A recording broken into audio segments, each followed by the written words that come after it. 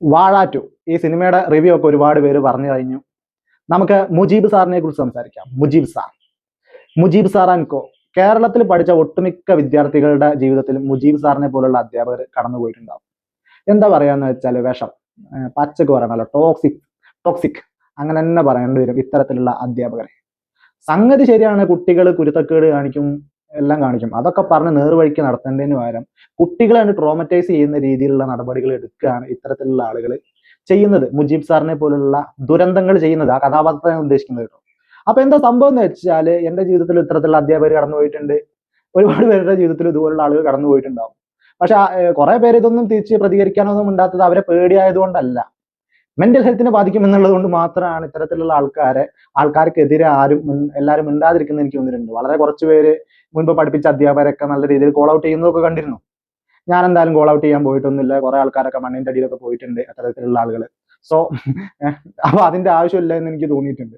വേറെ എന്താ സംഭവം എന്ന് വെച്ചാൽ, മുജീബ് സാറിനെ പോലുള്ള അധ്യാപകർ ഇത് പലരും ചർച്ച ചെയ്യപ്പെടാത്തൊരു കാര്യമാണ്. അതായത് ടോക്സിക് പാരന്റിങ് എന്ന് വെച്ചാൽ, അത്തരത്തിലുള്ള പാരന്റിങ്ങിനെ കുറിച്ച് നമ്മൾ വളരെ ചർച്ച ചെയ്യുന്നുണ്ട്, ടോക്സിക് പാരന്റിനെ കുറിച്ച്.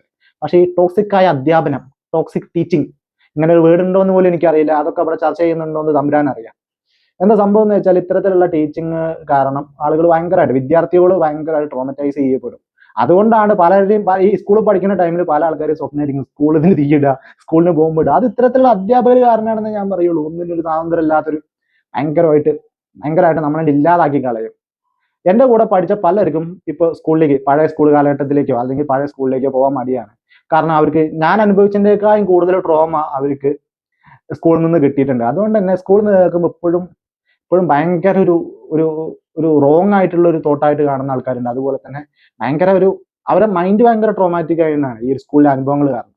അപ്പൊ എന്താ സംഭവം എന്ന് വെച്ചാൽ, ഈ വാഴ 2 ഇത്തരത്തിലുള്ള അധ്യാപകരെ നന്നായിട്ട് പോർട്രേ ചെയ്തിട്ടുണ്ട്.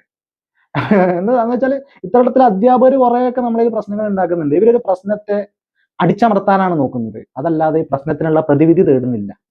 അങ്ങനെ എനിക്ക് പലപ്പോഴും തോന്നിയിട്ടുണ്ട്. പിന്നെ എൻ്റെ ജീവിതത്തിൽ നല്ല അധ്യാപകരും ഉണ്ടായിട്ടുണ്ട്, മോശം അധ്യാപകരും ഉണ്ടായിട്ടുണ്ട്.